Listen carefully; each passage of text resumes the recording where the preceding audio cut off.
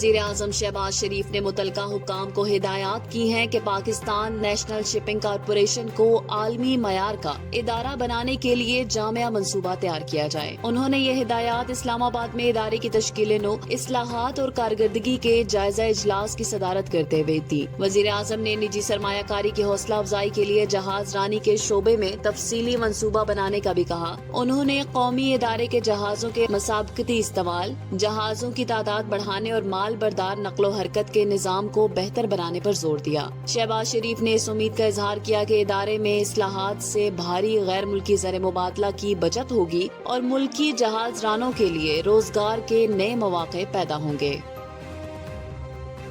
صدر مملکت آصف علی زرداری نے ورچوئل اثاثہ جات ریگولیٹری اتھارٹی آرڈیننس 2025 جاری کر دیا ہے، جو فوری طور پر نافذ العمل ہوگا اور پورے ملک پر اس کا اطلاق ہوگا۔ اس آرڈیننس کے تحت ورچوئل اثاثہ جات ریگولیٹری اتھارٹی ایک کارپوریٹ ادارے کی حیثیت رکھے گی جو مقدمات دائر کرنے، جائیداد رکھنے، خرید و فروخت اور معاہدے کرنے کا اختیار رکھے گی۔ اتھارٹی کا صدر دفتر اسلام آباد میں ہوگا اور ملک بھر میں علاقائی دفاتر قائم کیے جا سکیں گے۔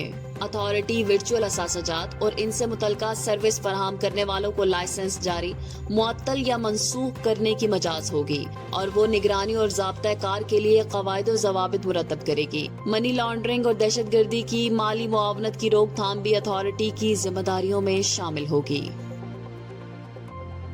محکمہ موسمیات نے پیش گوئی کی ہے کہ آج سے 17 جولائی کے دوران ملک کے مختلف علاقوں میں آندھی اور گرج چمک کے ساتھ بارشوں کا امکان ہے۔ کشمیر، گلگت بلتستان اور اسلام آباد سمیت بالائی علاقوں میں بارش کی توقع ہے۔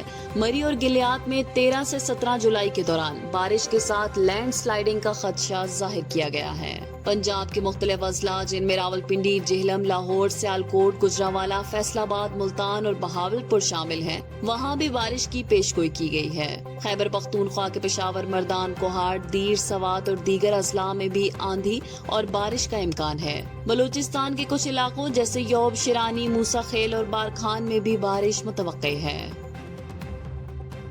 پاکستان اور یورپی یونین کے درمیان 20 ملین یورو گرانٹ کا معاہدہ طے پا گیا ہے۔ معاہدے پر دستخط یورپی یونین کی سفیر رینا کونیکا اور سیکریٹری اقتصادی امور ڈاکٹر کاظم نیاز نے کیے۔ وزارت اقتصادی امور کے ترجمان کے مطابق یہ گرانٹ گورننس میں بہتری اور کاروباری ماحول کو سازگار بنانے کے لیے استعمال کی جائے گی۔ اس اقدام کا مقصد نجی شعبے کے چھوٹے اور درمیانے درجے کے کاروباری اداروں کی مسابقت کو بڑھانا ہے۔ ترجمان نے یورپی یونین کے مسلسل تعاون پر شکریہ ادا کیا۔ یورپی سفیر رینا کوئنکا نے کہا کہ یہ معاہدہ پاکستان کو ایک مضبوط، جامع اور مسابقتی معیشت بنانے میں مدد دے گا اور یورپی یونین خواتین کی زیر قیادت کاروبار اور نجی اور سرکاری شراکت داریوں میں سرمایہ کاری کر رہی ہیں۔ غزہ کے وسطی علاقے دیر البلح میں اسرائیلی فضائی حملے کے نتیجے میں کم از کم 15 فلسطینی شہید ہو گئے، جن میں 10 بچے اور 3 خواتین شامل ہیں۔ غزہ کے گورنمنٹ میڈیا آفس کے مطابق اسرائیلی فوج نے ایک میڈیکل پوائنٹ کو نشانہ بنایا جو بیمار بچوں اور خواتین کو غذائی اور طبی امداد فراہم کر رہا تھا۔ بیان میں کہا گیا ہے کہ یہ حملہ اسرائیلی قابض فوج کی جانب سے بچوں، خواتین اور شہریوں کے خلاف قتل عام کی پالیسی کا حصہ ہے۔ میڈیا آفس کے مطابق اسرائیلی بمباری سے شہری آبادی، مارکیٹیں اور بنیادی سہولیات بھی اندھا دھند نشانہ بن رہی ہیں۔ شہدائے اقصی اسپتال میں موصولہ ویڈیوز میں بچوں کی لاشیں اور زخمیوں کو دکھایا گیا ہے جنہیں طبی عملہ فوری امداد فراہم کر رہا تھا۔